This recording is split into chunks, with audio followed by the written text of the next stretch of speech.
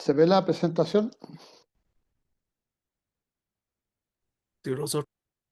Ya. Bueno, la clase de hoy va a ser un complemento de la clase que vimos ayer. Esto es lo que ya hemos visto hasta ahora. Y aquí vamos a ver el tema de los calibramientos y algunas cosas de ejercicio de esta lista especial que hay aquí. Y de esa lista especial, bueno, aquí destaco lo que habíamos visto ayer, que eran las potencias, ¿se acuerdan? Bueno, ahí tenemos un motor diésel de buque que tiene acoplado ¿cómo se llama? Un dinamómetro. El dinamómetro que tiene acoplado este motor diésel es un dinamómetro bastante grande y normalmente esos grandes funcionan con agua, ¿ya? Pero de todas maneras, igual todos estos aparatos, los motores y los dinamómetros van conectados a unos computadores que analizan todos los parámetros del barco, ven todos los parámetros del motor, todos los parámetros del dinamómetro, y con eso logran hacer estas curvas que son tan interesantes, digamos, que al final sirven para saber cómo funcionan los motores y en qué momento o en qué lugar está el punto más adecuado para poder operar, ¿ya? Entonces, esto es lo que nos está mostrando este cuadro. Una de las cosas que les mostré ayer, que eso lo hice en forma gráfica, pero aquí aparece más ordenada, es que cuando uno cuando dibuja uno el diagrama, entonces lo que se hace es calcular el área L1 que sale aquí, se calcula el área L2 y después se resta el área el L1 al L1, yo le resto el L2 y me queda el L, que sería el área, digamos, útil. Y esta superficie que está aquí en L es igual a la superficie que está a la derecha, que es la presión media indicada por la carrera del pistón, ¿ya? Entonces, y esta altura que tiene este diagrama, que se los mostré el día de ayer, pero se los vuelvo a repetir de nuevo, esta altura que tiene aquí el diagrama, esa altura que está aquí, es la famosa presión media indicada, ¿ya? Que no es ni la presión máxima ni la mínima, sino que es un promedio de todas las presiones que hay acumuladas acá. Y esta presión media indicada es la que se utiliza en la fórmula para calcular los IHP, ¿ya? La potencia indicada. Profesor, Dígame. buenas tardes, disculpe que lo interrumpa en la cátedra. Óscar Humada por acá para que me ponga presente, po. Ah, ya, pero si ya pasé lista 2 veces, pues, y usted no Sí, porque está. recién me conecté, pues, profe, y por eso le estoy dando. Ya, Profesor, buenas tardes. Rodrigo Cárdenas por acá presente. Disculpe. ya, vale. Óscar Humá, Rodrigo Sí. Cárdenas. ¿Alguien más? Gabriel Ruiz por acá, profesor. Ruiz. Gabriel Ruiz, ya, vale. Anotado aquí. Ya, ok. Ok, ya. Ahora sí. Bueno. Entonces, como le estaba explicando, acá tenemos las áreas, digamos, y aquí aparece la famosa presión media indicada, que en la presentación de ayer no la había incluido, la incluí ahora para que sepan cómo se calcula, ¿ya?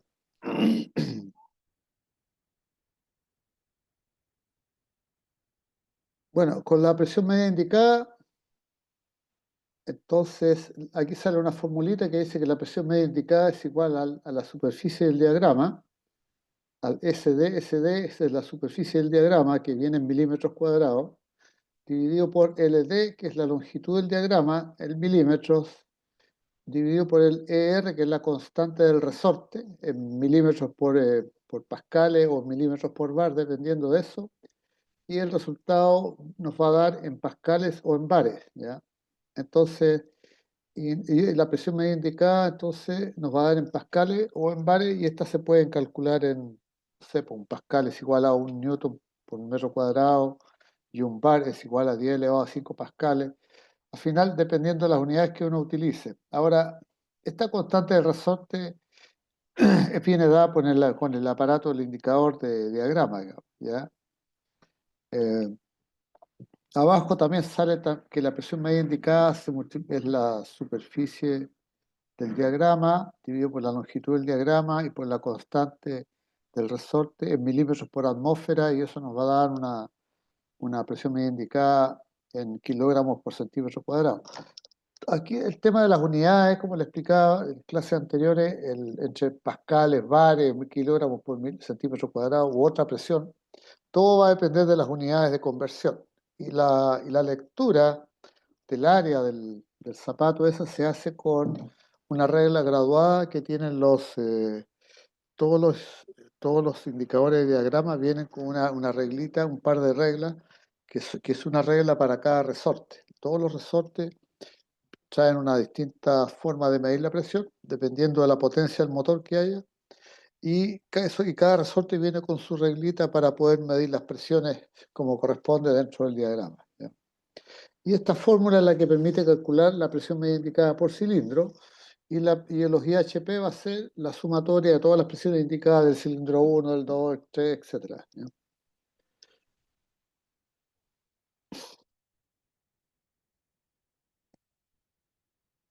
Bueno, una vez determinada la presión media indicada, se puede determinar la potencia indicada del motor mediante las fórmulas siguientes, donde los IHP o la potencia indicada va a ser igual a la presión media indicada por pi, por el diámetro del pistón al cuadrado, por c, que es la carrera del pistón, en metro, por n, que son las revoluciones del motor, por la n minúscula, que son el número de cilindros, dividido por 60 y multiplicado por z, que son las revoluciones por ciclo, que z vale 2 para un motor de 4 tiempos y vale 1 para un motor de 2 tiempos, y por 4, digamos que es una constante que aparece ahí. Entonces, ese 4 viene del pi diámetro cuadrado cuarto, viene del área del pistón.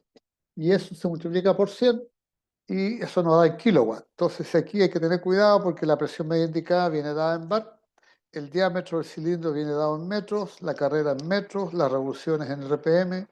Si cambiamos las unidades, cambia el resultado y cambian las variables. Entonces hay que ser muy cuidadoso con las unidades que se utilizan para estos efectos, ¿ya?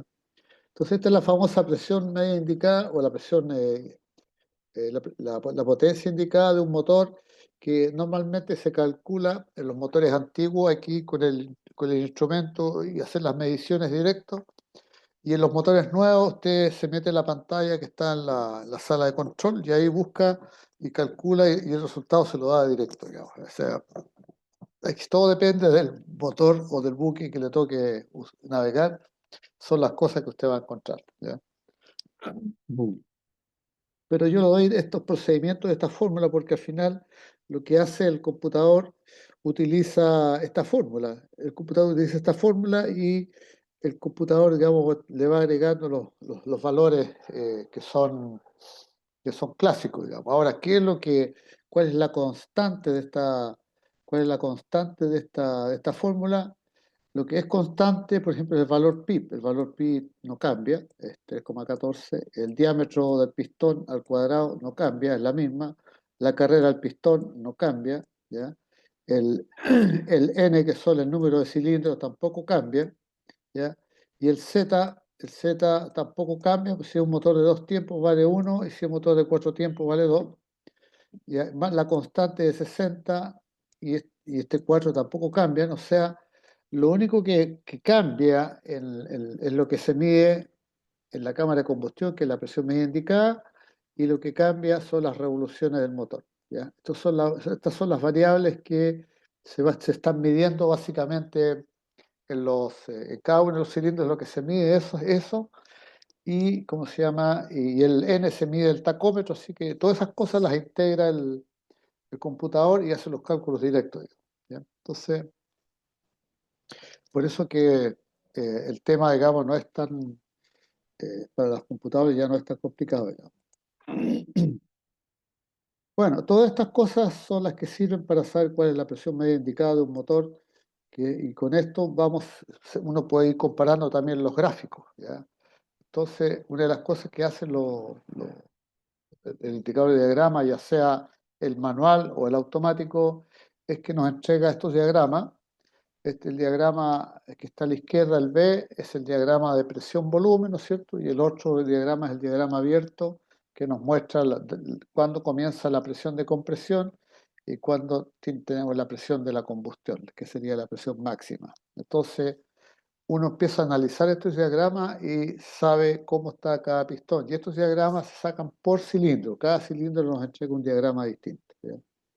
Entonces aquí tenemos varios diagramas donde aparece, por ejemplo, aparece aquí a la derecha la presión de combustión, aparece la presión máxima, sale el tema de la compresión, la combustión y la expansión, que es lo que pasa con todos los cilindros, y ahí está la línea atmosférica, y salen una serie de otras indicaciones, digamos, que son complementarias a este tipo de cosas, ¿ya? Entonces, de la lectura de los diagramas que vamos teniendo, podemos sacar algunas deducciones, las cuales se las voy a mostrar ahora. Por ejemplo, aquí tenemos este es un diagrama que tiene una pequeña desviación, ¿ya? Este diagrama tiene una pequeña desviación. ¿Por qué? Porque si ustedes se dan cuenta, este pic tiene una subida más allá de la normal, ¿ya? Entonces, aquí tenemos la presión de compresión y ahí tenemos la presión máxima. Entonces, este es un de retraso en la ignición. Entonces, el diagrama a lo más muestra dos pics de presión, ¿ya? Como se muestra en la figura. Cuando este diagrama debería ser así, suave, suave, así, suave. Entonces, este aquí nos muestra un diagrama, un pic adicional, digamos. Esto significa que hay un retraso en la ignición, ¿ya? Entonces, de la lectura de esto, eso significa que hay un problema ahí con el ajuste del motor. Acá tenemos un diagrama que tiene un avance a la inyección excesivo. Cuando el avance a la inyección es excesivo, la presión máxima disminuye, ¿ya? Aquí se nota que en el diagrama que está achurado, vamos a tener que la presión disminuyó un poco, entonces, y eso ya porque hay un avance a la inyección excesivo y el diagrama este se nos corre hacia la derecha, digamos, ¿ya? ¿Qué otra cosa más tenemos? Entonces, el avance de la inyección excesivo, aumento de la presión máxima y hay una disminución en la expansión y la temperatura de escape baja también. Después acá tenemos otro diagrama con problemas, ya el que está lleno es un diagrama que está más abajo y ese diagrama se compara con el diagrama achurado, que es el original, y aquí tenemos un retraso a la inyección, baja la presión máxima y sube la presión en la expansión y la temperatura de los escapes más alta, ¿ya? Todas estas cosas son parámetros que uno lee en los diagramas y va viendo las temperaturas y ahí aparece un problema de retraso en la inyección.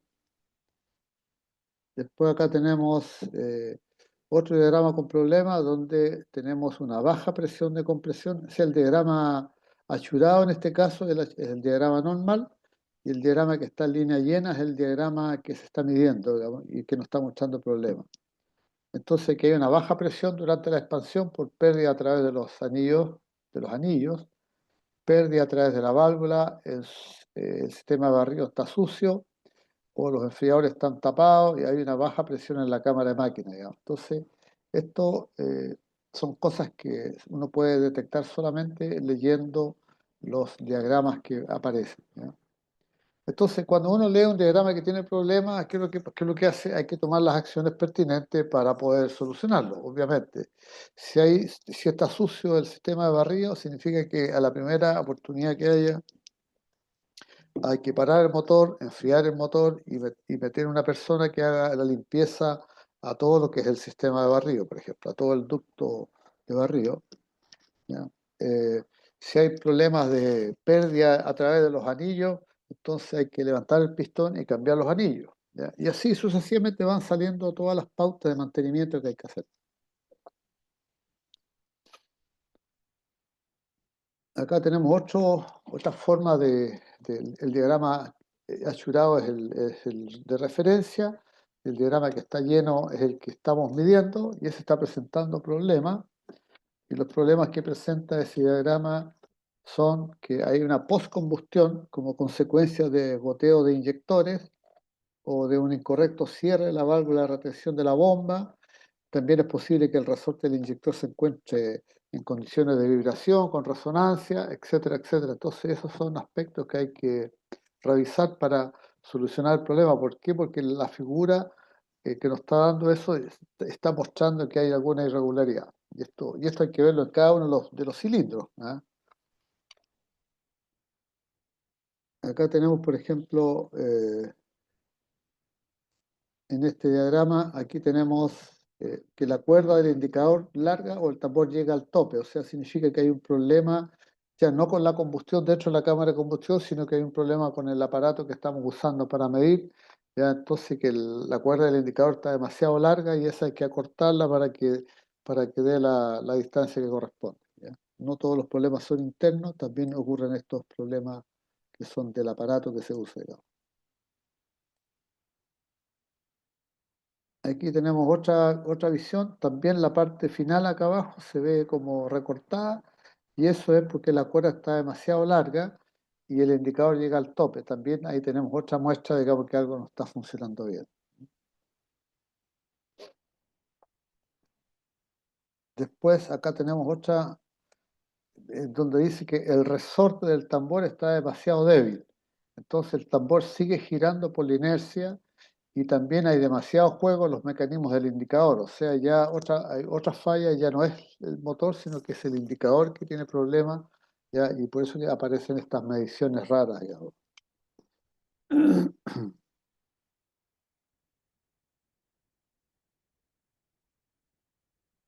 Acá tenemos, por ejemplo, cuando el resorte del indicador de diagrama entra en resonancia, digamos, entonces ocurre este tipo de cosas que las mediciones en la parte superior empiezan a, ¿cómo se llama?, a verse de esta manera, ¿ya?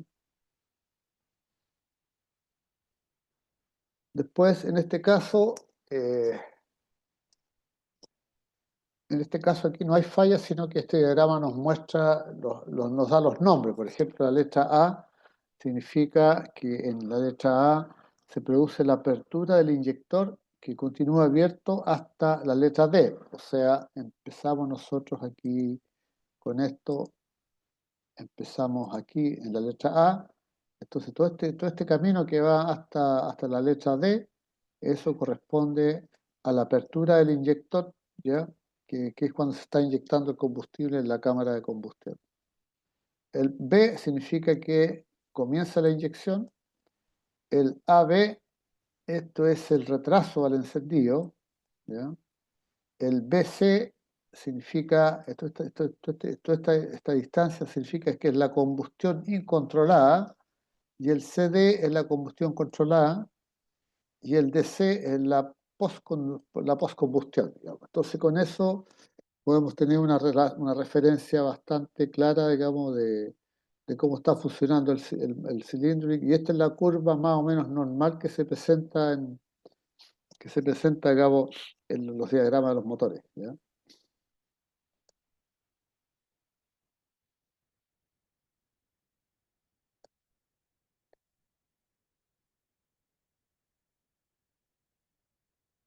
Este es un diagrama de compresión, solamente se marca cuánto está comprimiendo, digamos, y se marca hasta arriba, nada más, ¿ya? Son todas estas cosas que se pueden hacer con los indicadores de diagrama. Y acá tenemos un diagrama con problema, ¿ya? Donde lo que está en línea segmentada es el diagrama normal y lo que está con línea llena es el diagrama medido.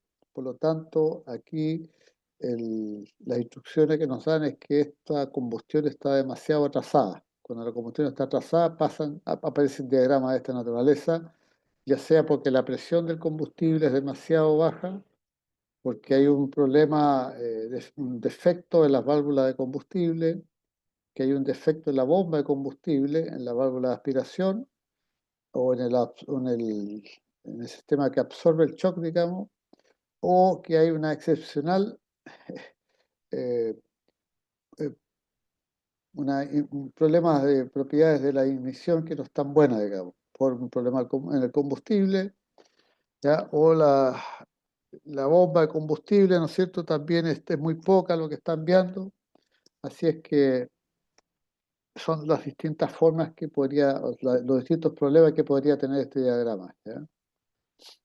Entonces, cuando uno ve diagramas de este tipo, ya sea en el computador o midiéndolos, tiene que saber que ya hay problemas con el motor ya no está funcionando bien y esos problemas hay que corregirlos, ¿ya?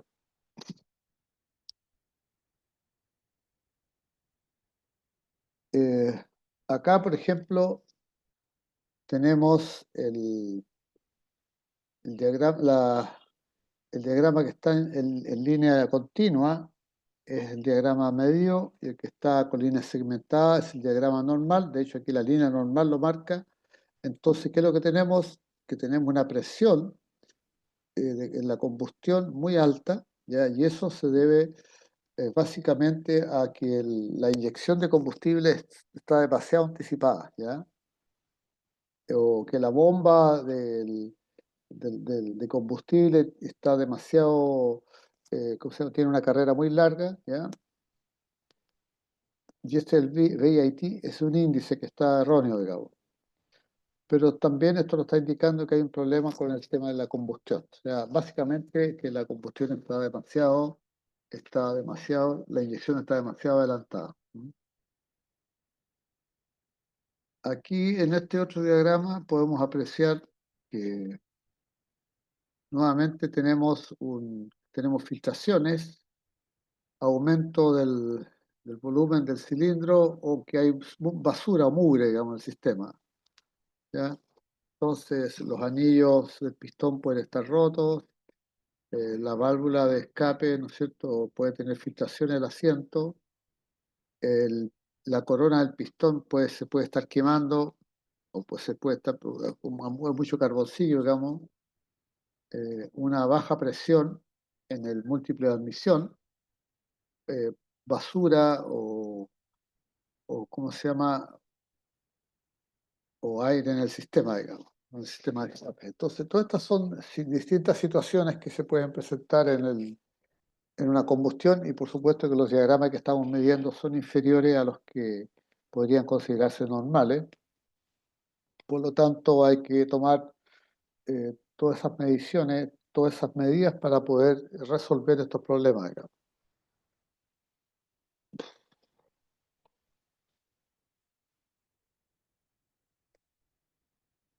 Eh, Aquí vamos a mostrar este video que es interesante. Aquí nos saltamos ya al tema de los motores, vamos a ir al tema de las hélices, que también tiene que ver, y cómo se fabrica una hélice. Así que vamos a ver una hélice, cómo se fabrica en esta página web en China, ¿ya? Voy a colocar el video para que lo veamos. Y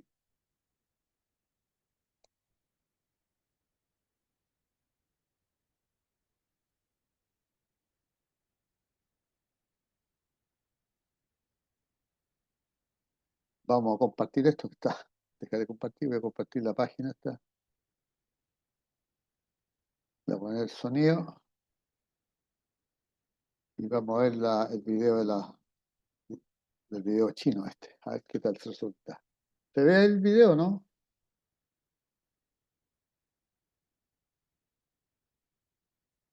Sí, Carlos. Ya. Bueno, aquí dentro de este video, antes de ponerlo antes de ponerlo en acción, fíjense ustedes que la pala esta tiene una serie de numeritos, ¿ya? Una serie de numeritos que dice 32, 42, 36, 32, qué sé yo. Bueno, cada numerito de eso y están en un cierto orden. Si ustedes se fijan, están como en un cierto orden. Bueno, esos numeritos son los que se marcan cuando esta hélice se somete al pasómetro. Se mete y se mide la hélice y se le mide el paso a la hélice. Entonces toda la pala se marca con el paso que tiene la hélice, ¿ya? Y el tipo aquí está haciendo una limpieza para poder más o menos regularizar un poco el tema ese, ¿ya?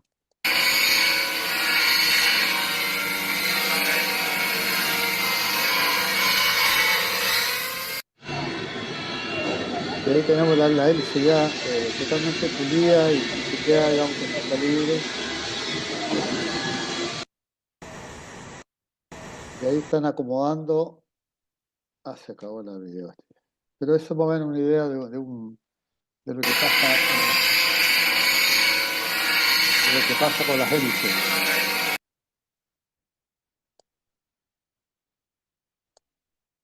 Bueno, sigamos compartiendo esto.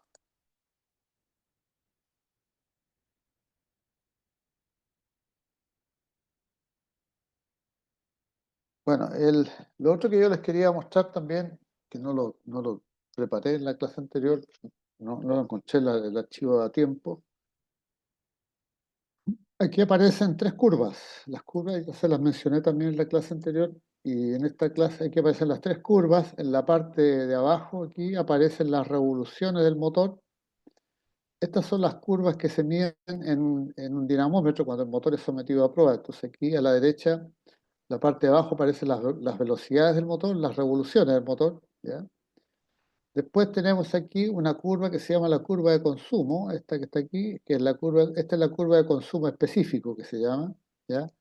Y las unidades de esa curva son estas que está aquí en la derecha. Entonces todas estas medidas se pueden aquí leerlas a la derecha, ¿ya? En esta tabla ahí se leen los gramos por kilowatt hora que consume el motor dependiendo de las revoluciones en que ande, ¿ya?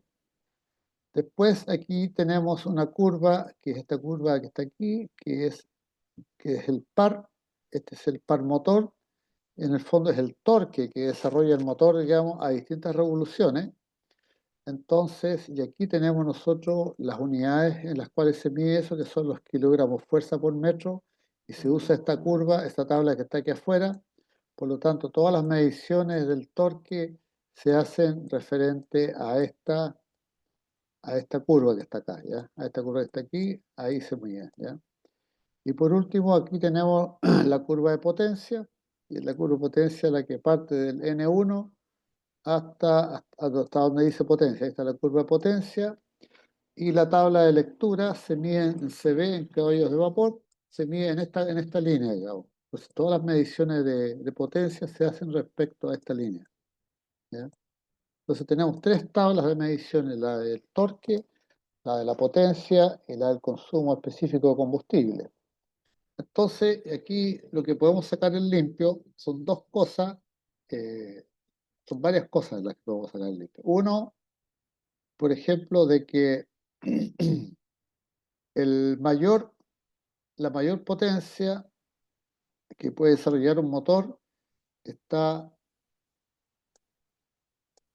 ¿no es cierto? La mayor potencia que puedo sacar, que está en el punto 3, está referida a lo que se llama una potencia N4, ¿ya? Que son más o menos alrededor de 4.500 revoluciones. Ahí tengo la mayor potencia que le puedo sacar yo a este motor, ¿ya?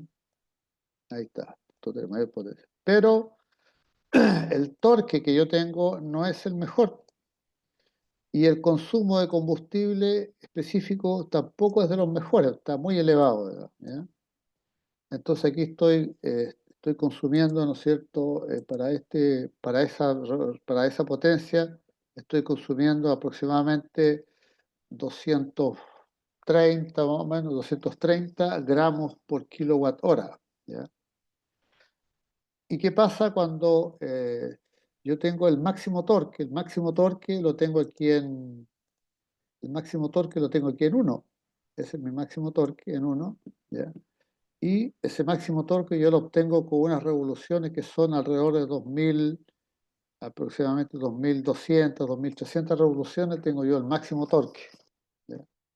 Y el consumo específico de combustible más bajo lo tengo aquí en aproximadamente unas 2800 revoluciones, y este consumo específico de combustible menor que yo tengo, lo tengo más o menos aquí a cerca de 100 gramos por kilowatt hora, ¿ya?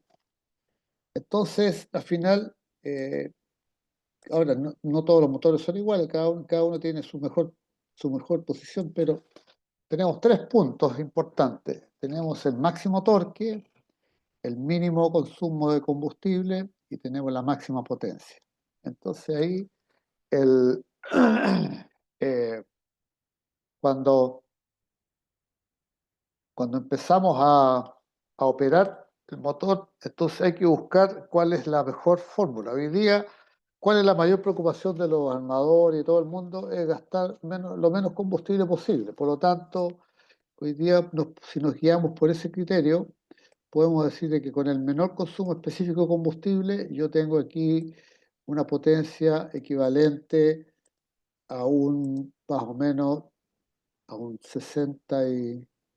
Si yo tengo una potencia de máxima de 82 dB y con el menor consumo específico de combustible, yo tengo una potencia de 67, más o menos estamos hablando del cerca del 80% más o menos de la potencia máxima, ¿ya?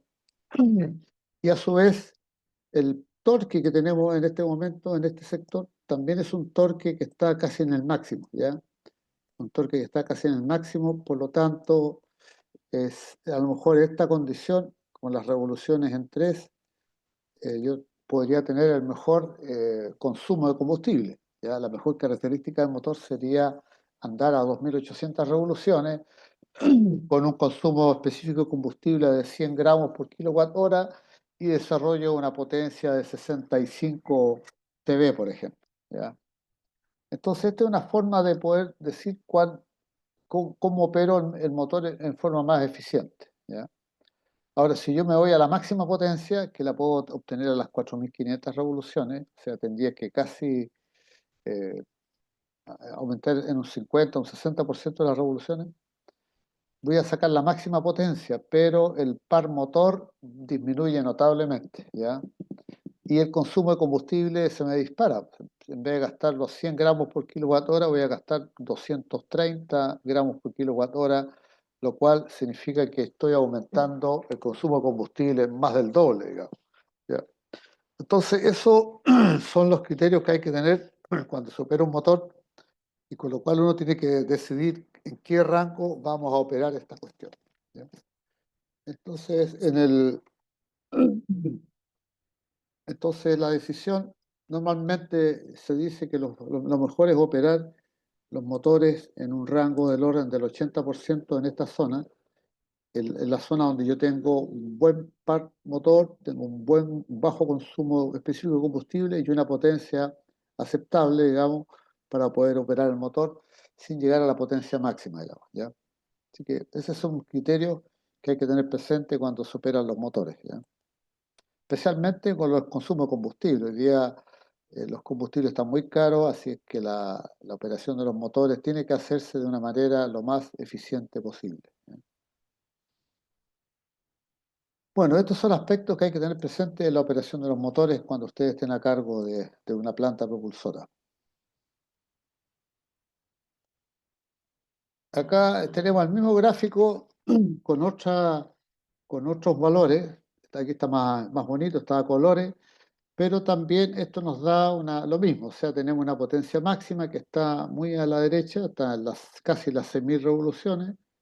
¿Ya? Tenemos el torque máximo que está cuando tengo yo 4.500 revoluciones.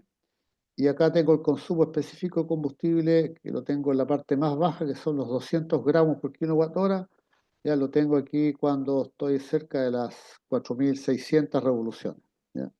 Entonces, tal como le explicaba yo, lo que aquí aparece en zona amarilla, que es la zona eficiente, en realidad la zona eficiente yo la dejaría más acotada, porque, porque como en realidad eh, la zona eficiente podría darse en este campo, digamos, voy a dibujar un cuadradito ahí, más o menos en ese rango yo podría decir que tengo una zona eficiente, porque tengo todavía un buen par motor, un bajo consumo de combustible y una potencia que, si bien es cierto, no es la máxima, pero es bastante aceptable para el funcionamiento del motor, ¿ya? Entonces esas son las decisiones que hay que tomar cuando uno echa a andar los motores y los usa, digamos, y no es cuestión de ponerle full avante, porque si no se nos empieza a disparar el combustible. Ya cuando aumentamos mucho la potencia, imagínense si llegamos a 6.500 revoluciones, el consumo de combustible se nos dispara a 300 gramos por kilowatt hora y el torque baja muchísimo, digamos, ¿ya? Entonces, en ese rango no es muy conveniente. Entonces, este sector A mí este sería el sector, digamos, más, el sector que yo los marqué con este rectángulo, sería el más adecuado para operar, ¿ya? Entre las 4.500 y las 5.100, 5.200 revoluciones. Para este motor, con esos datos, digamos, cada motor tiene su rango distinto, por eso que estas cartas hay que leerse los manuales de los motores y buscar este gráfico y ahí determinar cuáles son los rangos de operaciones más adecuados, ¿ya?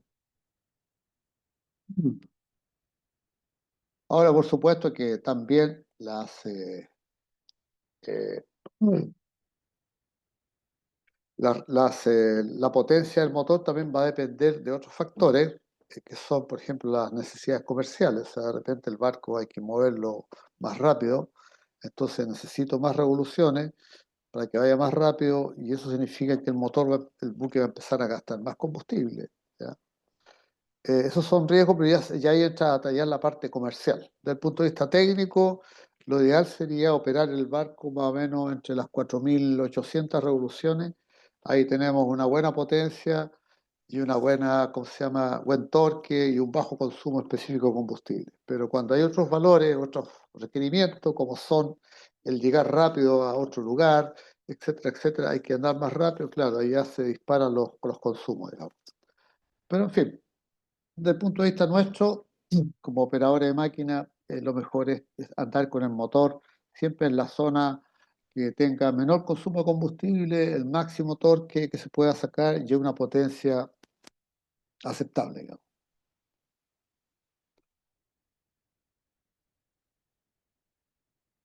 Acá tenemos otro modelo de dinamómetro, también, como pueden ver, estos tienen sus machones de acoplamiento y ahí se conecta el motor que se va a probar. Y estos dinamómetros, como digo yo, hay distintos tipos. Hay unos que tienen con agua, otros son eléctricos, otros son hidráulicos, qué sé yo. Entonces depende del dinamómetro, es el aparato que uno se usa. Y con esto se calcula la potencia del freno, ¿ya?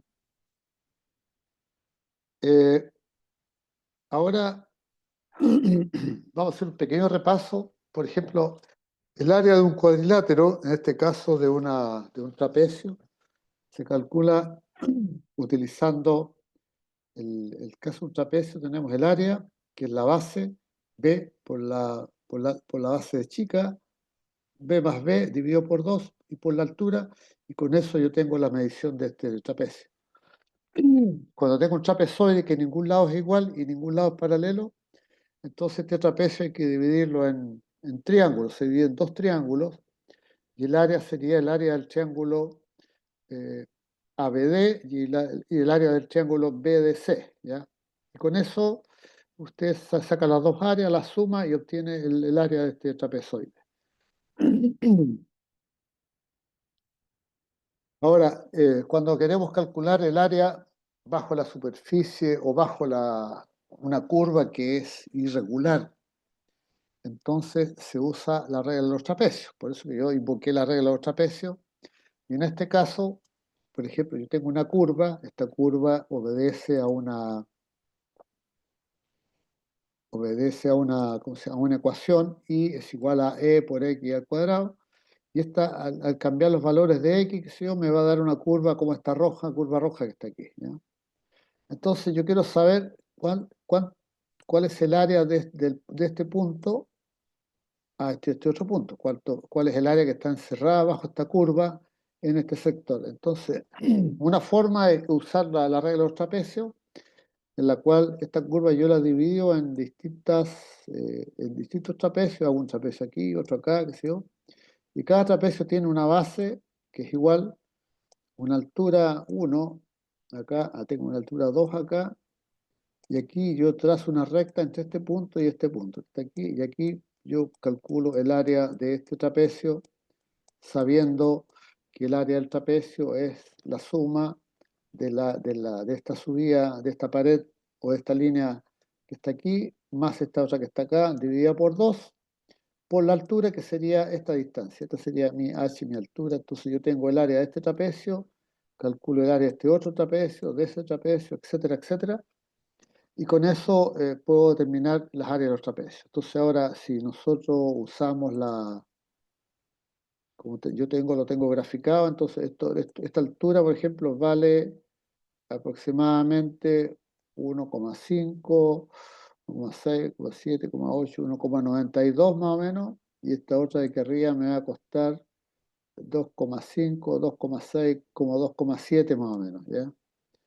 Entonces tengo las dos alturas que las puedo medir en la línea del medio, entonces tengo esas dos alturas, las sumo, las divido por 2 y las multiplico por h, que sería esta distancia que está aquí, y esta distancia va a ser igual a 0, aquí tengo 0, ahí tengo 1, aquí tengo 0,5, tengo 1, 2, 3, 4, 5. Entonces esta distancia es igual a 0,1, a 0,1, ¿ya? Entonces yo multiplico estos valores, ¿cierto? 1,9 más 2,7 dividido por 0, dividido por 2 y multiplicado por 0,1, y eso me va a dar el área 1, que está aquí, que corresponde a esta área. Después tengo el área 2, que es esta que está acá, más chiquita. Después el área 3, el área 4, el área 5, ¿ya? Y después, como esta curva es regular, se van repitiendo. Entonces el área 5 va a ser igual al área 6, el área 7 va a ser igual al área 4, el área 8 va a ser igual al área 3, y el área 9 va a ser igual al área 2, y el área 10 va a ser igual al área 1, digamos, ¿ya? Y la suma de todas estas áreas nos va a dar el área total que está aquí, ¿ya? Esto así se ve simple y se ve bien y rápido, ¿ya? ¿Por qué? Porque las distancias que nosotros elegimos son bastante cortas y esas distancias se ajustan, la parte, digamos, curva de la recta se ajusta, digamos, a la línea, a una línea de un trapecio, ¿ya? No hay muchas pérdidas acá dentro de las mediciones, digamos, así que se puede ajustar bastante bien, ¿ya? El problema se presenta cuando yo aplico los trapecios, que si la curva es demasiado irregular, entonces la subdivisión hay que hacerla muy pequeña, y eso ya le pone una complicación al sistema, digamos, ¿ya? Entonces, para eso, este ejercicio que es muy simpático, digamos, con la ley de los trapecios, ahora vamos a ver otro método. Entonces, aquí, por ejemplo, pues, tenemos otros ejemplos para que van desmistificando el asunto de los trapecios. Si yo tengo una curva como esta curva azul, ¿ya? Y le aplico la ley de los trapecios o la regla de los trapecios y digo ya, este espacio lo voy a dividir en dos. Entonces me salen dos trapecios, pero esos dos trapecios me dejan, me dejan, me dejan esa área, me la dejan afuera, esta me la dejan afuera y me incluyen esta área chiquita aquí, ¿ya? Entonces, la sumatoria de las áreas que están afuera, menos la que está dentro, no es equitativa, por lo tanto, la superficie que yo voy a calcular no es la adecuada. Ahora, si le pongo más divisiones aquí a la derecha, claro, aquí tengo un área que queda afuera, una área que queda afuera, esta área queda adentro y esta área queda afuera, y lo más probable es que la sumatoria tampoco me dé cero, entonces os estoy dejando una superficie sin incorporar o una superficie excesivamente incorporada. Y lo puedo volver, esta misma curva la puedo volver a dividir, y aquí tengo ya un área que quedó afuera, esta quedó adentro, y esta quedó, aquí me sobra esta área. Entonces, esa área me quedó sobrando, y también la sumatoria de esta no va a quedar perfecta. Entonces, si le aplico más subdivisiones, o sea, hago más subdivisiones todavía, sí, ya las áreas que están afuera, por ejemplo, aquí ya se empiezan a ajustar mucho a la curva, digamos, ¿ya? Pero esto nos obliga a tener un montón de divisiones, entonces, un montón de divisiones, y cada vez hay que hacerlas, y mientras más pronunciadas sean las curvas, más chiquitas hay que hacer las divisiones, lo cual me obliga a tomar muchas medidas, ¿ya? Y el cálculo se puede complicar, ¿ya? Bueno, pero igual se puede hacer, digamos, hay que hacer la lata nomás de medir y marcar eso. Pero esta es la forma de usar la regla de los trapecios, ¿ya? La otra regla, que se usa mucho hoy día en la parte marítima, en la naviera y en todas partes, es la regla de Simpson. La regla de Simpson está basada en la curva de parábola, Y la regla de Simpson es muy sencilla, o sea, aquí yo tengo un área que es irregular por todos lados, ¿ya? Entonces, al ser irregular por todos lados, me permite a mí, ¿no es cierto?, agregar estas dos, hacer una subdivisión. Yo tengo aquí una distancia AB, ahí tengo una distancia AB, y esa la subdivido en 1, 2, 3, 4, 5, 6, 7, 8. En 8 partes la divido, ¿ya? Entonces, 8 partes sería, ¿cómo se llama? La subdivisión que estoy haciendo, ¿ya? Entonces, y eso me permite a mí, ¿no es cierto?, saber que H va a ser igual la octava parte de la distancia AB, ¿ya? Un octavo.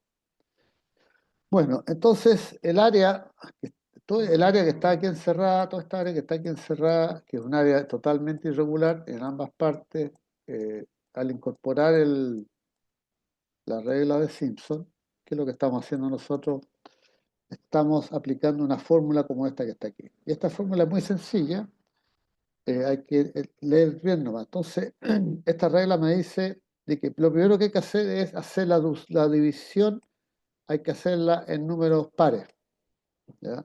Hago la división en números pares, y al tener la división en números pares, yo tengo una ordenada que es I sub 0, la segunda ordenada es I sub 1, la tercera I sub 2, 3, 4, 5, etcétera, hasta llegar a la I sub n, pero esta I sub n tiene que ser par, ¿ya? Y entonces se multiplica, digamos, un tercio por h, siendo h la distancia que hay entre ordenada y ordenada, entre cada subdivisión hay una ordenada, y todas estas son h. Y eso se abre un paréntesis grande, aquí un paréntesis cuadrado, donde se suma la ordenada inicial, que sería I sub 0, más el valor de la ordenada final, que sería I sub n, ¿ya? Se cierra el paréntesis aquí, más 4 veces, se multiplica esto, abre paréntesis, y se colocan todas las ordenadas que son impares, la I1, la I3, la I5 y la I7 se colocan aquí, todas las impares se multiplican por 4, y después sumo, y tengo aquí al 2 multiplicado por todas las ordenadas pares, que serían I2, I4 y 6. Las ordenadas inicial y final no se consideran. Y esto, si yo tengo 20 divisiones o 40 divisiones, lo importante es que las divisiones sean pares, ¿ya? Entonces uno puede calcular un área lo más grande posible, lo más compleja posible. ¿Y qué es lo que significa el I0? I0 significa la distancia que hay de este punto a este punto, este es I0, ¿ya?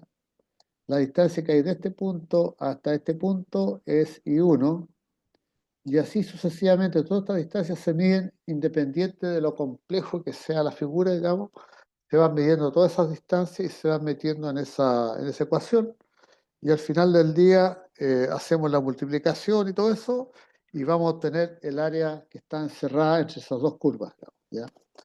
Y esta sí que esta fórmula para calcular el área utilizando la regla de Simpson es una fórmula mucho más completa, mucho más precisa también. Han habido cálculos, porque todas estas fórmulas están basadas en series de Fourier y otro tipo de series que se usan mucho en cálculo, digamos, en la teoría de cálculo. Entonces, de ahí, bien, de esas series, es donde ellos han logrado resumir esto en esa ecuación, ¿eh? Aplicando el cálculo diferencial integral, lograron llegar a esta fórmula práctica que es muy usada hoy en día por todos los arquitectos navales para hacer los cálculos de área y de volúmenes, ¿ya?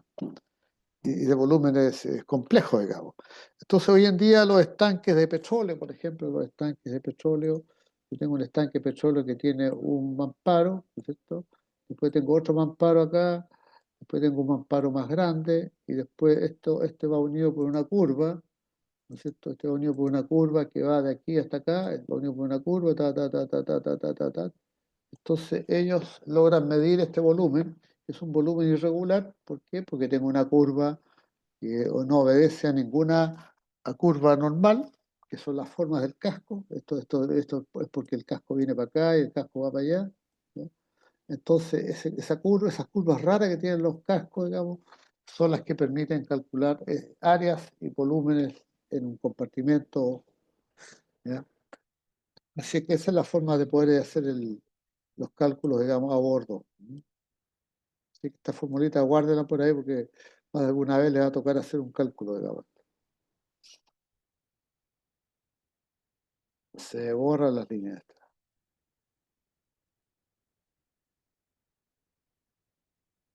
Bueno, entonces esta es la famosa regla de Simpson, que es muy útil, muy práctica por lo demás, ¿ya? Y aquí tenemos más ejemplos de eso mismo, ¿ves? Entonces, la regla de Simpson está basada en una fórmula de la parábola. Entonces, si yo tengo una curva negra que está aquí, en la curva fx, f entre paréntesis x, esa es la fórmula de esta curva.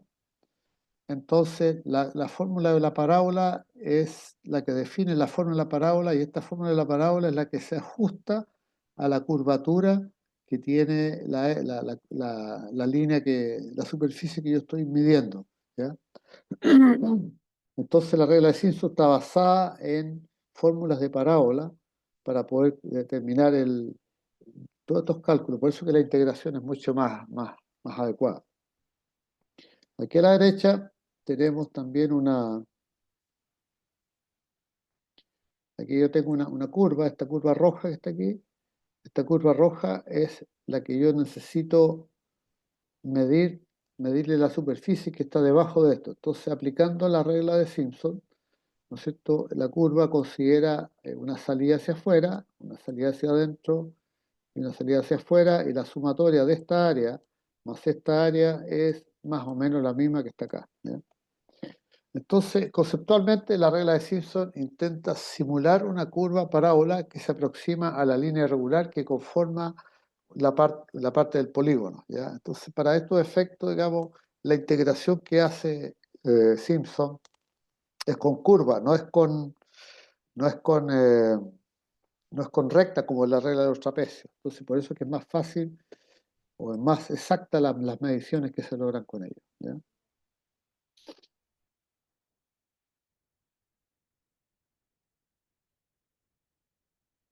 Entonces, bueno, ahora vamos a hacer un pequeño ejercicio para que ustedes lo vayan, vamos a ir viendo cosas que es necesario que desarrollar y que están en estos requerimientos especiales, digamos, que hay.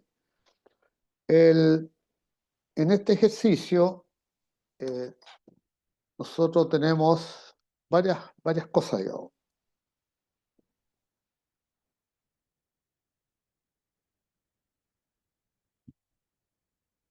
Entonces, tenemos un motor de las siguientes características: el diámetro de los cilindros es de 80 milímetros, la carrera de cada cilindro es de 120 milímetros, el motor tiene 8 cilindros, el volumen de la cámara de combustión es de 86 centímetros cúbicos y el poder calorífico del combustible es de 10.000 kilocalorías por kilogramo. ¿Se acuerda cuando vimos la transparencia en la clase anterior, cuando vimos el tema de la potencia del combustible, que era igual al poder calorífico por el consumo de combustible? Bueno, aquí lo vamos a calcular ahora. Entonces, además tenemos otro requerimiento especial que dice que a potencia máxima las revoluciones son 5.000, el torque o el par motor es de 34 kilopón-metros, el consumo horario de este motor son de 48 kilos por hora y la potencia indicada son 250 cb o caballos de vapor, ¿ya? Entonces, ¿qué es lo que nos están pidiendo? Están pidiendo calcular el desplazamiento. ¿Qué es lo que es el desplazamiento? ¿Alguien sabe lo que es el desplazamiento, no?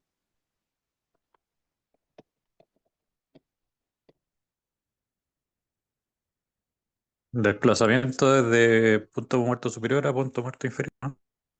Claro, ¿y eso a qué es lo que equivale? A la carrera. Equivale a la carrera, ¿no es cierto?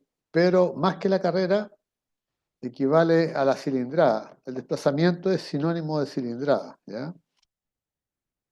Después nos piden medir el grado de compresión, nos piden medir la potencia del combustible, nos piden medir la potencia del freno, nos piden medir la potencia de roce, nos piden medir el rendimiento indicado, nos piden medir el rendimiento mecánico y nos piden medir el rendimiento efectivo y el consumo específico de combustible. O sea, nos piden medir todo. ¿Cómo se hace esto? Muy fácil.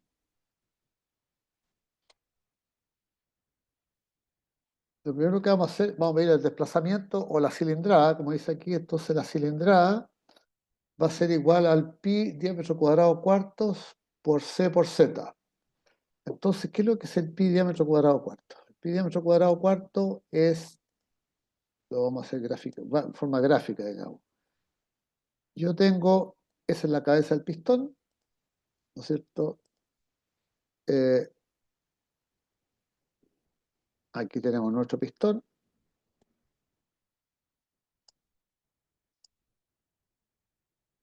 Ese es el pistón, ¿no es cierto? Ahí está el bulón del pistón. Entonces, el área de ese pistón va a ser igual al... ¿Se acuerdan de cómo se calcula el área de una circunferencia? Pi, ¿se acuerdan que era pi por el radio al cuadrado, ¿no es cierto? ¿Ya? Pero el radio es igual al diámetro partido por 2. Entonces, si yo esto lo leo al cuadrado, me va a quedar que el R cuadrado va a ser igual al diámetro al cuadrado partido por 2 al cuadrado. Y 2 al cuadrado, ¿qué es lo que es igual? Diámetro al cuadrado es igual a 4. ¿No es así? Entonces, el área de la cabeza del pistón va a ser igual al pi por el radio al cuadrado o por el diámetro cuadrado cuarto, que es la ecuación que está aquí, digamos. Entonces ahí tengo el área del pistón, y el área del pistón, si yo el pistón lo bajo una cierta cantidad, lo bajo la carrera, voy a sacar el volumen. Entonces el volumen, que ya lo vengo dado aquí, el volumen son, o sea, la carrera del pistón son 120 milímetros, ¿ya? Y después lo multiplico por la cantidad ¿cómo se llama?, de pistones que tiene, o de cilindros que tiene el motor. Entonces, el área de un pistón multiplicado por la carrera del pistón, multiplicado por la cantidad de pistones, ¡pum!, nos va a dar el volumen total o la cilindrada total del motor. Entonces, ¿qué es lo que se hace aquí? Transformo los milímetros que están en 80 milímetros, lo transformo a centímetros. Son 80 milímetros, son 8 centímetros, pero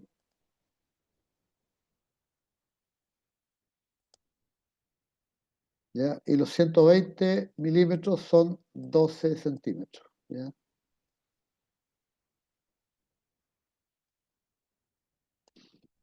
Entonces, lo que aparece aquí, el pi se puede abreviar como 3,14, el diámetro es 8, ¿ya?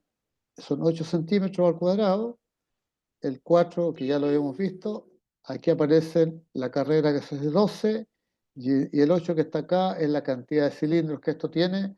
Todo esto se multiplica y me va a quedar una cilindrada de 4,823 centímetros cúbicos, y ese sería el desplazamiento o la embolada de todos los cilindros o la cilindrada del motor, ¿ya? Ahí tenemos ya un cálculo hecho, ¿ya? ¿Se entiende, no?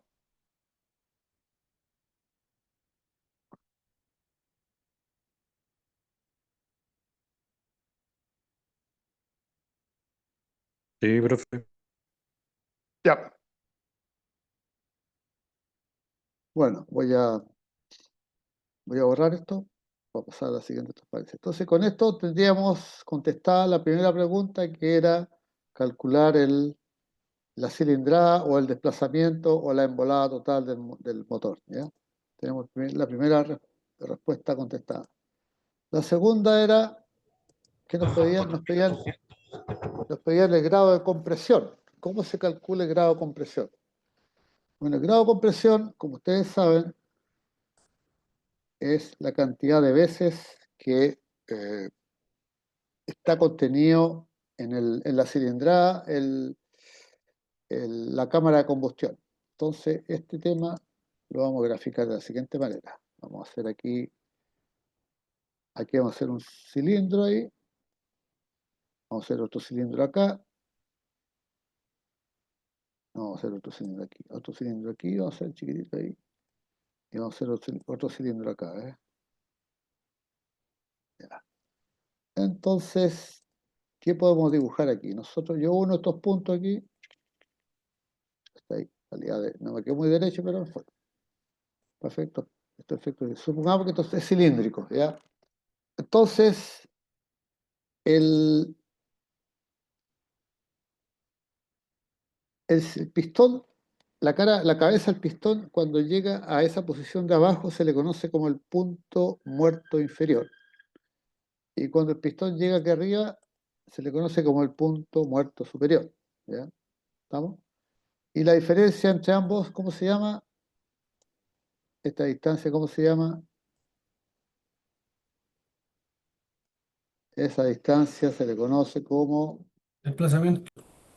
la carrera del pistón. ¿Ya? Esa distancia es la carrera del pistón y el volumen es el desplazamiento. Claro, correcto. Entonces, ya que arriba me queda, y aquí yo tengo, digamos, otra área que el pistón no llega más arriba. Entonces, esta área es la que se conoce como el volumen de la cámara de combustión, que la podemos abreviar como V sub C, que sería V sub C, sería el volumen de la cámara de combustión, sería todo este pedacito que está aquí arriba, ese volumen que está aquí arriba, sería el V sub C. ¿Ya? ¿Estamos? Entonces, el grado de compresión, lo que mide, entonces, mide el volumen total. O sea, cuando se calcula el grado de compresión, usted divide el volumen total, o sea, la carrera, la cilindrada del pistón, más la cámara, el volumen de la cámara de combustión, ese volumen total lo divide por el volumen de la cámara de combustión. ¿Ya? Y eso es lo que se representa acá en esta ecuación, donde aquí yo tengo, esto que está aquí es el área del pistón, el C es la carrera del pistón, ¿ya? Entonces sería todo este sector de aquí, ¿ya? Todo esto de aquí es lo que estoy marcando, y después tengo yo el volumen de la cámara de combustión, que es todo lo que está aquí arriba, todo lo que está aquí arriba es el volumen de la cámara de combustión, y esto sería el volumen total, esto es el volumen total, dividido por el volumen de la cámara de combustión, que sería lo chiquitito, ¿ya? Entonces, y eso me está diciendo cuántas veces está contenido el volumen de la cámara de combustión en el volumen total. Eso me está diciendo, es lo que me dice, eso es lo que significa el grado de compresión. Y si hacemos todas las operaciones matemáticas, vamos a llegar a la conclusión de que este volumen de la cámara de combustión está contenido aproximadamente 8 veces, digamos, en el volumen total. ¿Ya? Entonces, el grado de compresión aquí para estos efectos es igual a 8. ¿Ya? Ahora no da 8 exacto, si usted hace la multiplicación le va a dar un valor parecido a 8, pero no es 8 exacto, creo que da 8,01, algo así. Pero para efectos de definir el grado de compresión, yo digo que el grado de compresión para estos casos es 8. Digamos. Y con eso tengo calculado el grado de compresión. ¿Se entiende, no? Y este concepto se aplica para todos los motores diésel, qué sé yo. Y el valor de ese 8, ¿qué tipo de motor sería entonces? ¿Sería un motor Otto? ¿Sería un motor diésel?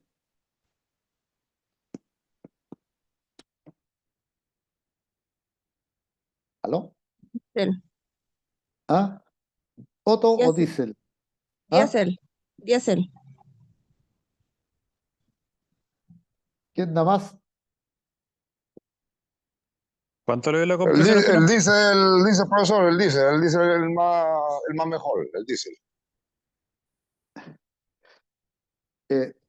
No, todos ustedes están equivocados porque el grado de compresión, para que ustedes más o menos lo tengan anotado en su agenda profesional, en el caso de los... ¿a dónde quedó esta cosa? Se me fue.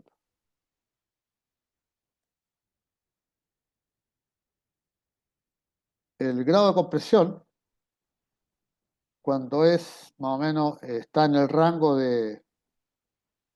Cuando está en el rango de 8 a 9, significa que es un motor Otto, a gasolina. Y cuando el grado de compresión es igual a más o menos a, pongámosle, entre 16 a 19, más o menos, este sería un motor, O sea, se sabe que un motor diésel es un motor que tiene mayor compresión y por eso mismo se genera la combustión. claro. No necesita una Entonces, bujía, claro. en el caso de los diésel, el grado de compresión es de 16 a 18, mucho mayor, digamos, ¿ya? ¿Y eso por qué? Porque el aire, cuando se comprime en un motor diésel, el aire al comprimirse llega a temperaturas de sobre los 600 grados centígrados, 660, 700 grados más o menos. Y cuando entra el petróleo, con esa temperatura se inflama de inmediato. En cambio, en los Otto, porque como que el Otto, generalmente el principio del Otto era que lo que echaba era una mezcla de aire Bueno, con una inyección gasolina. indirecta, es una inyección indirecta, Entonces, claro. claro, ahora cambió con la inyección, pero antiguamente cuando se diseñaron los Otto, entraba la mezcla de gasolina con aire y este se comprimía, pero no se podía comprimir mucho porque si se aumentaba mucho la temperatura se producía una explosión antes de tiempo. Entonces, esto se comprimía lo suficiente y la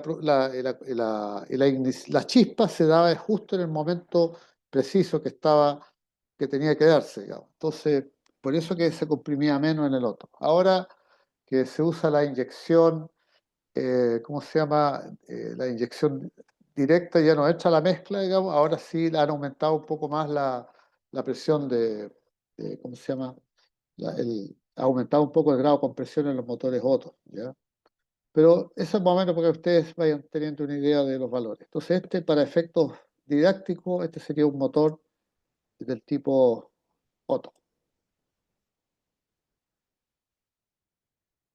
Bueno, entonces, ahora ya tenemos calculado el grado de compresión. Ahora vamos al otro cálculo, que sería el cálculo del... Ya lo contestamos ya, porque aquí me aparece. La potencia del combustible, tal como habíamos dicho en la clase anterior, la potencia del combustible va a ser igual a la multiplicación del poder calorífico por el consumo horario. Entonces yo tengo las 10.000 calorías por kilogramo, las multiplico por los 48 kilos por hora, y aquí se me van los kilogramos, ¿ya? Y me quedan 480.000 kilocalorías hora.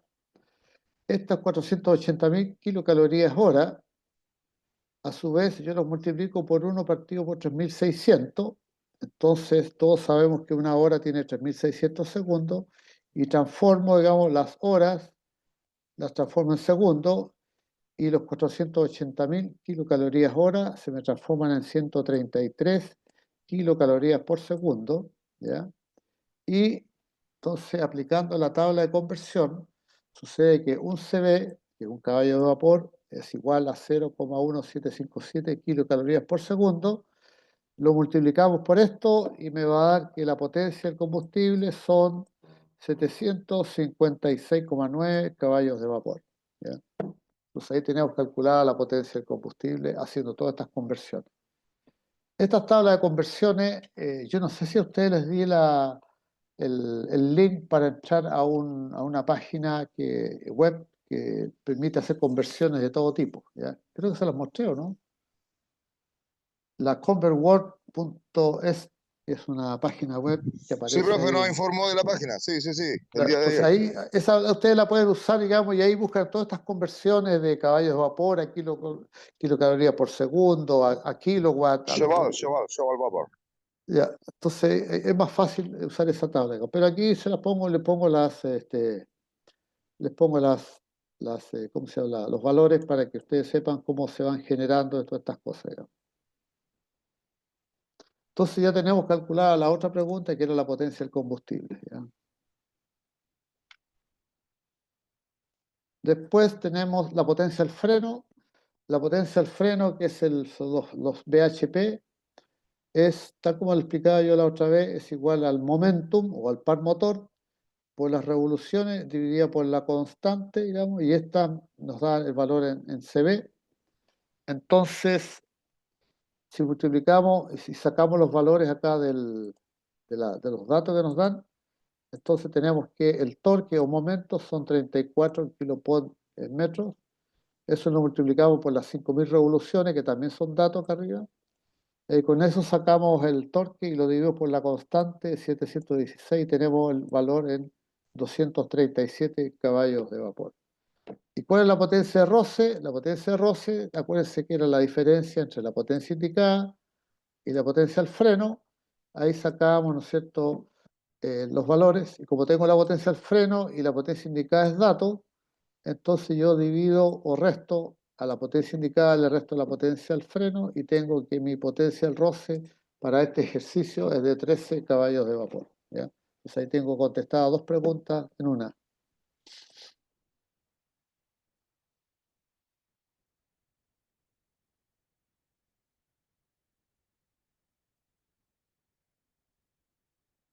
Después, ¿qué otra cosa más me pedía el problema? Me pedían cuál es el rendimiento indicado. El rendimiento indicado es una relación que se saca entre la potencia indicada y la potencia del combustible, y como la potencia indicada era de 250 caballos y la potencia del combustible era 759,9, 756,9, eso lo multiplico por 100, me da un 33%, y el rendimiento mecánico es la potencia al freno, partido por la potencia indicada, y la potencia al freno es 237, que la calculamos recién, y la potencia indicada 250, lo multiplicamos por 100 y nos da el 95%.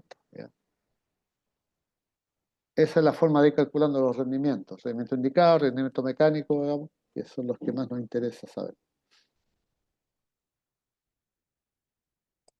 Y después tenemos el rendimiento efectivo. El rendimiento efectivo es la relación que hay entre la potencia del freno y la potencia del combustible, multiplicado por 100, eso nos da un 31%. Y por último, estamos calculando el consumo específico de combustible, y este se determina entre el B, que es el consumo horario, que son los 48 kilogramos por hora, dividido por la potencia del freno, que son 237 caballos de vapor, y eso me da 0,2 kilogramos por caballo hora. Esa sería la potencia del consumo específico de combustible, 0,2 kilogramos por caballo hora, ¿ya? También este consumo específico, si nosotros sabemos la densidad del combustible, podemos transformar los, ¿cómo se llama? Los kilogramos en litros, y podemos sacarlo esto en litros por caballo de vapor hora. O pueden ser por kilowatt. Se pueden hacer varias transformaciones ahí utilizando la conversión de unidades, ¿ya? Así es que eso sería respecto al consumo efectivo y al consumo específico, digamos. ¿Estamos claros con este ejercicio, no? ¿O está muy enredado? Ahora pues, está clarito. Ya vale. Bueno, aquí hay unos videos en YouTube. A ver si alcanzamos a ver uno. Aquí vamos a hacer el cálculo de la cilindrada mejor. Vamos a ver este video de YouTube. Vamos a ver qué tal se ve este. Entonces nos vamos a dejar de compartir. Y vamos a compartir el video. Este video que lo tengo aquí. Compartir video. Ya. Entonces, agregando esto. Y aquí sale, veamos este video. El ruido es medio pesado, sí, pero algo sirve.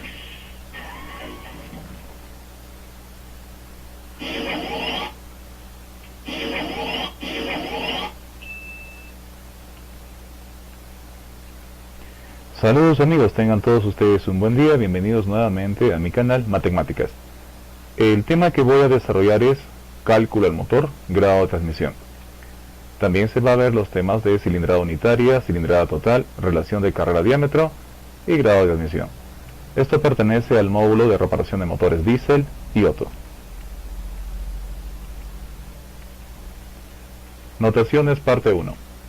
V sub h minúscula, cilindrada del cilindro, centímetro cúbico o litro. V sub h mayúscula, cilindrada del motor, centímetro cúbico o litro. I. Número de cilindros. PMS, punto muerto superior. PMI, punto muerto inferior. S. Carrera del pistón en milímetros. D. Diámetro del cilindro, que es equivalente al diámetro del pistón. Notaciones parte 2. A. Sección del cilindro en centímetro cuadrado. Alfa. Relación de carrera-diámetro. Eta sub F. Grado de admisión. V sub F. Cantidad de gas nuevo en centímetro cúbico o litro. V sub F min. Cantidad de gas nuevo por minuto en litros por minuto. N. Revoluciones del motor.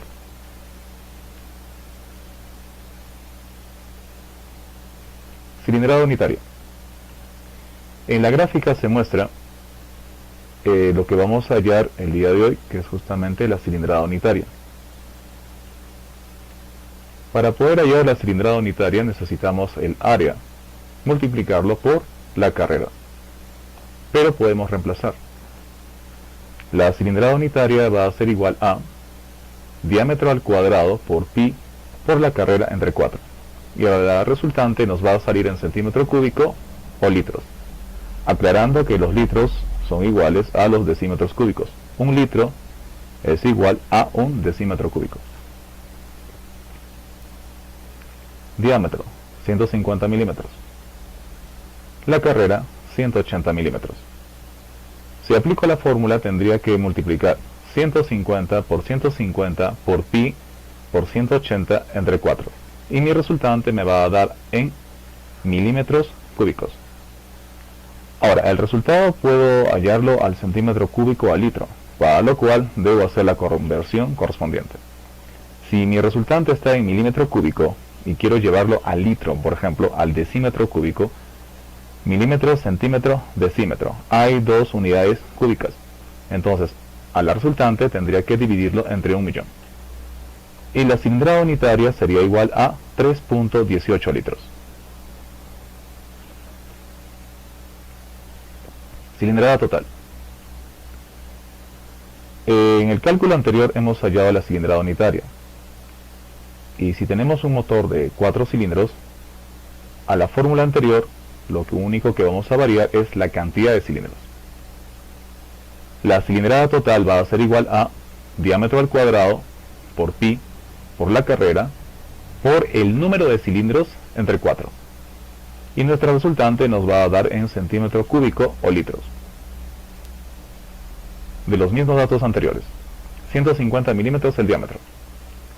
La carrera va a ser igual a 180 milímetros. Aplicamos la fórmula. 150 por 150 por pi por 180 por 6 cilindros dividido entre 4. Mi resultado me va a dar en milímetros cúbicos. Del milímetro cúbico lo debo convertir, para este caso, al litro. Entonces, del milímetro cúbico lo debo llevar al decímetro cúbico. Debo dividir el resultado entre 1.000.000. Y obtengo que la cilindrada total va a ser igual a 19.08 litros.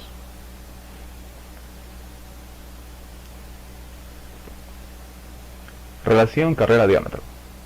Alfa va a ser igual a la carrera entre el diámetro. Este motor tiene el diámetro de 150 milímetros. Tiene la carrera de 180 milímetros. La relación carrera-diámetro va a ser igual a 1.2. ¿Esto qué quiere decir?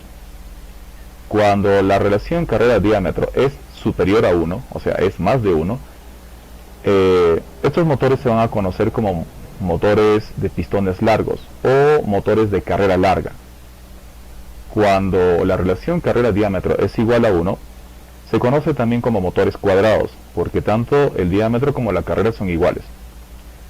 Y cuando el valor es inferior a 1, significa que la carrera es menor que el diámetro. Esto significa que estos motores son de carrera corta. Y si aplicamos cuáles son los motores de carrera corta, carrera cuadrada o carrera larga, por lo general los petroleros son los de carrera cuadrada y carrera larga. Y por lo general también los motores gasolineros son los que son de carrera corta y carrera cuadrada. Claro que una que otra marca sale a la norma, pues no. Continuamos. Grado de admisión. Eta sub F va a ser igual a V sub F entre V sub H. V sub F es la cantidad real de aire que ingresa al motor. Si tengo que el valor de 2.7 litros es el valor real de aire que ingresa al motor, y tengo que la cilindrada unitaria de este cilindro, solamente de un cilindro, es igual a 3.18 litros, el grado de admisión Eta sub F va a ser igual a 0.85. ¿Esto qué significa? Que es un motor de aspiración natural, o también conocido como motor atmosférico. Si el grado de admisión fuera superior a 1, o mucho más de 1, significa que no es un motor de aspiración natural, significa que es un motor de aspiración forzada. Un motor que puede tener un turbocompresor, un turbocargador o algún tipo de sobrealimentador.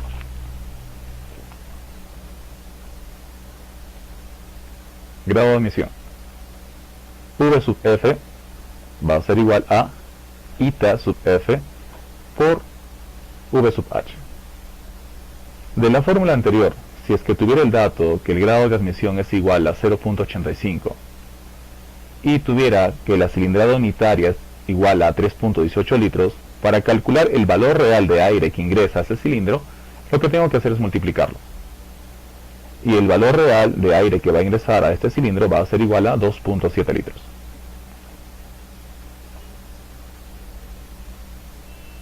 Cantidad de gas nuevo por minuto. V sub Fmin va a ser igual a el grado de admisión del motor por la cilindrada unitaria por el número de cilindros por las revoluciones entre 2. Y la resultante va a ser igual a litros por minuto. Tengo el grado de admisión que es igual a 0.85. La cilindrada unitaria va a ser igual a 3.18 litros. Tengo 6 cilindros. El motor está girando a 2100 RPM por minuto.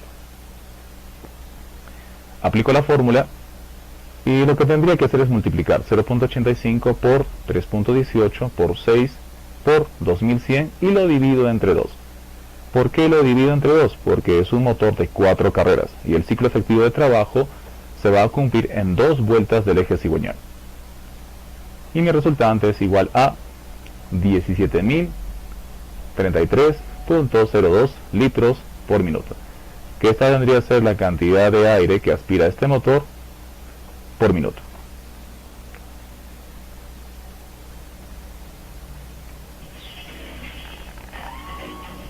Bien amigos, eso ha sido todo por el